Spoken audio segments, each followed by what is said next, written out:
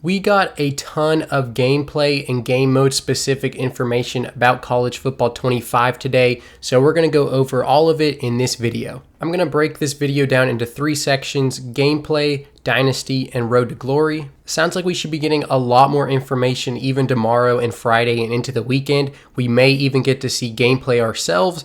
So I'm not going to dive too deep into this gameplay section because it sounds like we're going to get a lot more details about that tomorrow, hopefully a gameplay trailer. But the Dynasty and the Road to Glory sections I really want to hit on.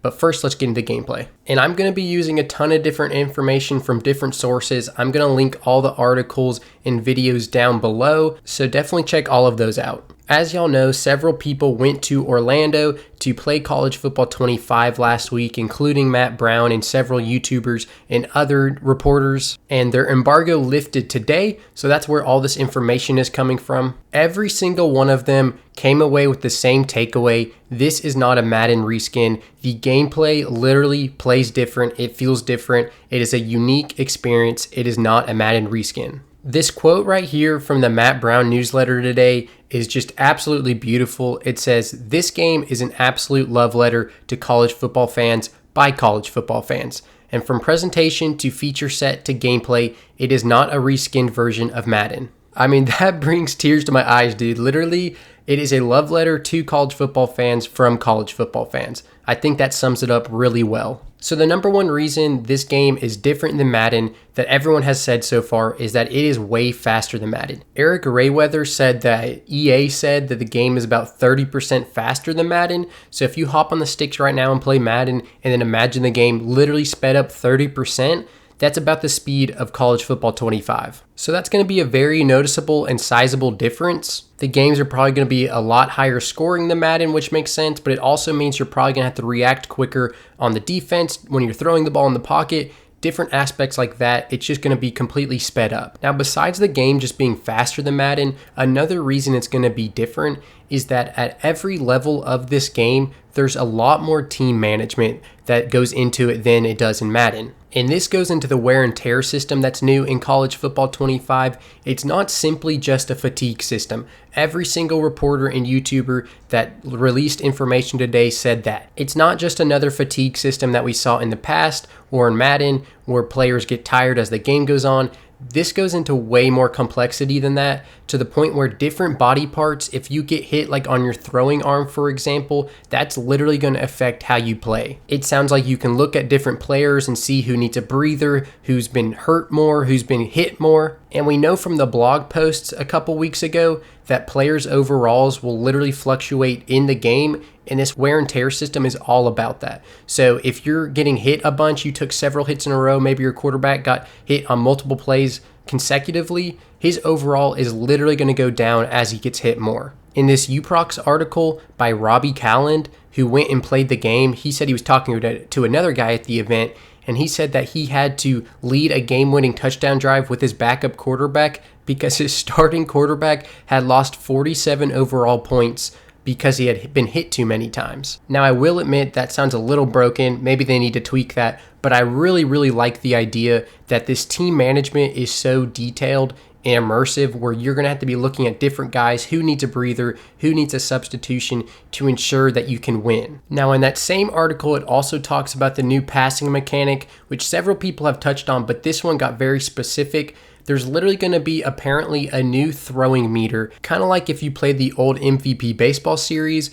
and you know how you throw a baseball in that video game. It's going to be very similar. So you hold it down, the longer you hold it down, the harder you throw it. But if you hold it down too long, you might have an inaccurate throw. So it sounds like it's going to be very, very similar in College Football 25. Now, it sounds like this new passing mechanic may have a little bit of a learning curve, and it might take us a while to get used to, but once you do get used to it, it sounds like it gives you a lot more control over where you throw the football, which is really good in my opinion. If you've watched any of my streams recently, I still complain about NCAA 14.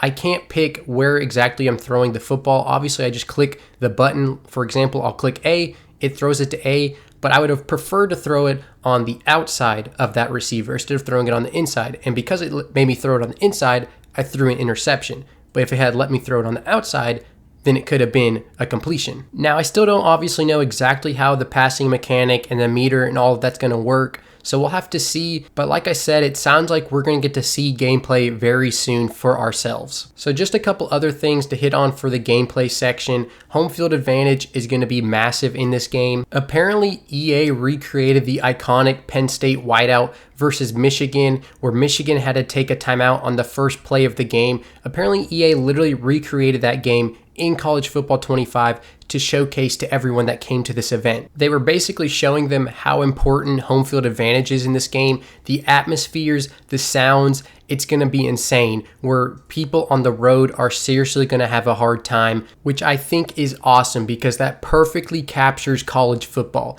The atmospheres in these college football games are so much better and different than the NFL games. So making home field advantage a key part of this game is definitely a good thing. And we actually did get a few licensed songs confirmed that are going to be playing at the stadiums. They are Welcome to the Jungle, Sandstorm, Zombie Nation. So it's super cool to see all of those in College Football 25. Tsunami, Mobamba, and the Iowa Wave song. X Factors from Madden will not make their way into College Football 25, thankfully. However, there are physical abilities and mental abilities that give you a situational boosts. Apparently, these will kind of be like archetypes and builds in 2K. So for example, one of those physical abilities might be like catching in traffic. However, it's not going to be an automatic, like you catch every single ball that's thrown your way. It'll still be situational. The defense will still affect the play. So I think this is kind of an in-between between no X Factors and having X Factors. And obviously that was a big concern for people having X Factors. And so maybe it sounds like they found a happy medium. Obviously we'll have to see. But it makes sense because another big thing for this game in the gameplay section is the difference between these power schools and then these lower tier schools. Obviously Ohio State is going to be significantly better than Akron. And Ohio State's players on an individual basis are going to be better than Akron's players, obviously. And so I think these abilities are going to play a role in that. There's a lot of other things I could touch on for gameplay. It sounds like the blocking AI is awesome. There's a new option system, which sounds interesting. There's even a new kicking meter. But a lot of these things we don't have the specifics yet for, and I believe a lot of those things are going to be coming out this week, maybe even tomorrow. So we'll just hang tight and wait for the rest of the week to play out and see what we get for gameplay. So moving into the Dynasty section, it's awesome because multiple people reported at this event, EA did not even present to them Ultimate Team. Clearly, Dynasty was the focus as well as Road to Glory. So let's get into all the Dynasty information we got today. Some of this might be repeat information, but we're going to go over it. So as we know, a Dynasty can hold up to 32 users, and we found out today that the length of a Dynasty can go up to 30 years. So unfortunately, I feel like that's a little bit short. I would have liked to see it a little bit longer than that, but definitely not the end of the world or anything. I know a lot of people will be happy to hear you can start as a coordinator, offensive coordinator, or defensive coordinator, so you don't have to start as a head coach. We know that custom conferences are back. We still don't know to what extent, but we do know that you can change conference rules and create custom protected opponents. So that's great. I'm still really hoping that we can just completely delete or create brand new conferences. That would make the game incredibly fun. We also found out that custom schedules are back, thankfully, so you'll be able to go in there and mix up your out-of-conference schedule. When you create a new coach for Dynasty, there will be 3 archetypes to choose from: motivator, recruiter, and tactician. We don't know exactly what those different archetypes are going to look like, but they're going to come with different skills and abilities, strengths and weaknesses. Their skill trees are going to look different, which is another thing that is returning in College Football 25 from NCAA 14. Coaches will once again have skill trees that you can upgrade, and we're going to be able to hire and fire our staff, which is something we were asking for. One thing that's going to be new in College Football 25 is the talent tree, which I absolutely love. So different coaches are going to have talent trees associated to them with different players in there. So if you fire your OC because you think he's underperforming, his talent tree, which is going to be filled up with a bunch of players, may join him in the portal. So maybe you want to fire your OC, but you see that your starting talented quarterback is in his talent tree. So if you fire your offensive coordinator, you might also lose your quarterback to the transfer portal. But on the flip side, if you hire a new offensive coordinator, you'll now have access to his talent tree. So you're going to have different guys you can hopefully poach. And it sounds like the recruiting process is kind of going back to the old days where you had different hours you could spend on different players, and there are different pitches you can give to them, like proximity to home, playing time, brand exposure, sending players to the NFL. These things will be in the recruiting process that you have to pitch to different recruits. And that'll go for recruiting players out of high school as well as recruiting players in the transfer portal. And as you're recruiting players, you're going to have to continually make his cuts. So he's going to cut his top 10 down to his top 8, down to his top 5, and his top 3. You're going to have to stay in those cuts. Otherwise, you will not be able to continue recruiting the player. So I'm really excited for recruiting. It sounds like it's going to be a lot more immersive and advanced than it was in 14. That was something that took a major step back, honestly, in my opinion, from 12 and 13 into NCAA 14. It was just super simple. I know some people liked the simplicity of it. I thought it was just kind of boring. So it's great to see them kind of returning where it all started, but also hopefully making it even more advanced, more fun. NIL will not be in Dynasty mode, and it sounds like the reason for this is simply because NIL keeps changing so rapidly and the rules and the legislation surrounding it is changing. It's hard to put it in the game when you don't know what it's going to look like in a month from now. So honestly, that's something I didn't think about, and I think that's a fair reason to kind of keep it out of Dynasty mode. Generic FCS teams will be returning, so there won't be any real FCS teams, but I guess we'll get to see like FCS Midwest again, or maybe they'll give them completely different names this go around, but generic FCS teams will be returning in College Football 25. And then this information right here is one of the biggest L's in my opinion for this game. There will be no exporting draft classes to Madden in College Football 25. The reason being is because all of these players in the game are now real players. So you can't simply put them in Madden because they don't have the rights to them to put them in Madden, which is fair. However, once I'm 6 years into Dynasty and they're all fictional players, at that point, I feel like I should be able to export them into Madden. However, apparently we're still not going to be able to. But overall, Dynasty just sounds absolutely amazing. They said it's going to be an absolute grind if you start with a small school. It's not going to be like an NCAA 14 where you can take, UMass and in 2 years you win the national championship. If you pick UMass in College Football 25, it's going to take you several years to get to that point. And now we can hop into Road to Glory. So this is where the second biggest L comes into play. You will not start in high school in Road to Glory in College Football 25. Instead, you will choose if you want to be a 5-star, a 4-star, a 3-star, or a 2-star. And then I guess from there, you get to pick a school. I don't know exactly how that's going to work. Like if I'm a 2-star, can I still pick a big school and like walk on and then try to earn some playing time? Or I'm going to be limited in the schools I can pick? I guess we'll have to see. But that's definitely something I wish we could still have as high school in Road to Glory. And the positions we can play with are quarterback, running back, wide receiver, middle linebacker, and cornerback. Again, kind of disappointing there aren't more options than that, but you'll get to choose your archetype, your build, and it'll give you kind of a different skill set, and you'll have a skill tree that you can upgrade just like coaching. And also similar to Dynasty, instead of recruiting players, you will now be the player being recruited. So all those pitches that you give to players in Dynasty mode are now going to be given to you in Road to Glory. So you're going to pick which pitch is more important to you, what you care more about, obviously like playing time, and then things like proximity to home, obviously you probably won't care about that much in the actual game, but there's going to be ones you have to pick and choose. Obviously, it comes down to who you just are going to enjoy playing the most with. But again, if you're like a 2-star and you pick a better school, it might not be till like your junior year before you get to play.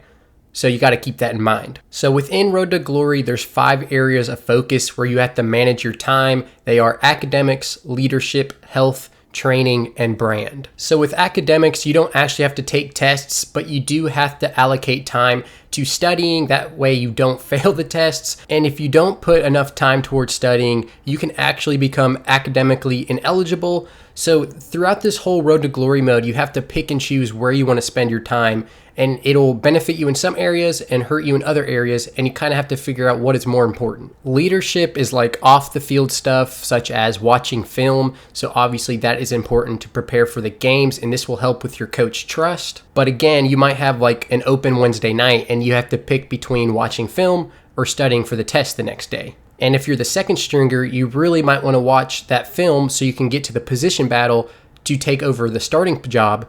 But if you're also almost academically ineligible, you really don't want to ignore studying, because then you might not be able to play for like the rest of the year. And position battles are back, like I just said. Once you trigger a position battle, it'll bring out mini games. You have to win 2 out of the 3 mini games against the other player in order to take over that job. The interesting thing here is that your CPU teammates are also earning coach trust. So just because you are like the starter on the team, if you aren't playing that well, obviously you can lose coach trust. But on top of that, if the second stringer is playing really well, he might gain coach trust and he might trigger a position battle.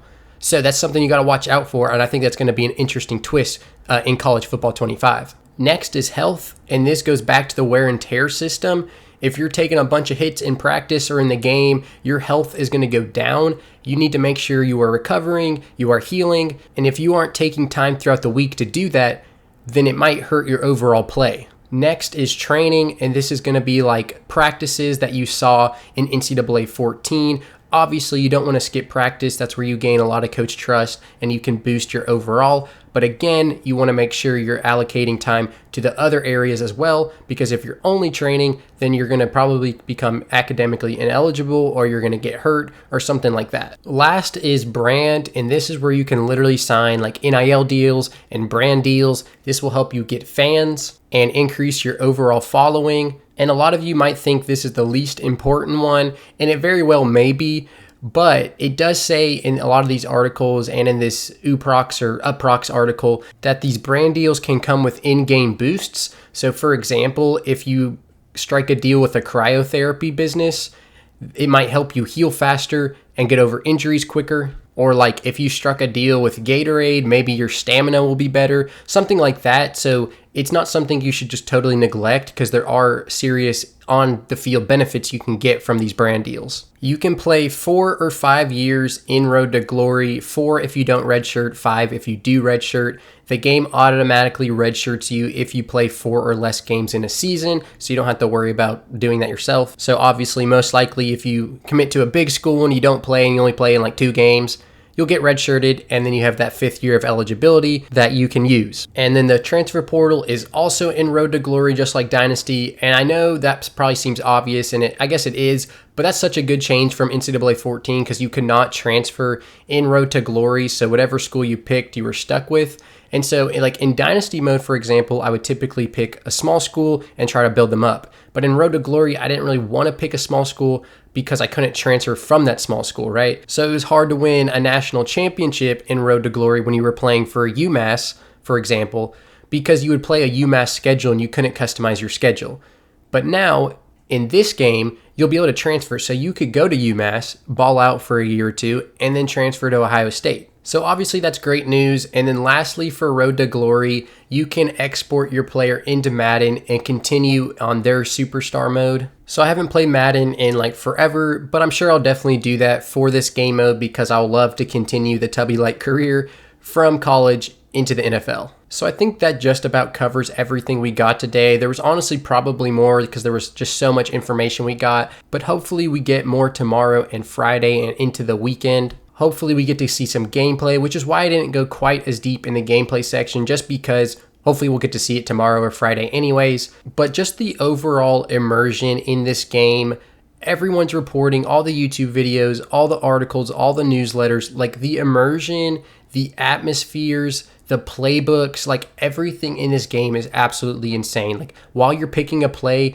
it'll show you, it'll do like a split screen and show you the fans in the stadium doing like surrender cobras, or it'll show like the mascot doing something. Just there's so much in this game. There's going to be fans singing classic songs that you've heard. I know Neck is in the game for LSU. I don't know if I mentioned that earlier. But I think they're going to deliver on the gameplay. I think they're going to deliver on these game modes, but I just can't wait to boot it up and I play my first game and it actually feels like Bryant-Denny Stadium, or it actually feels like Death Valley, right? Like that's going to make this game on another level. So I'm absolutely geeked out. I cannot wait Follow me on Instagram at BringNCAA Back. I post everything there first. I posted several times throughout the day, even though I was at work. That's why I'm getting this video out later than I wanted. But then subscribe here as well, because I do these longer, in-depth videos. Make sure to check out all the articles and videos I will link below. And we're almost back.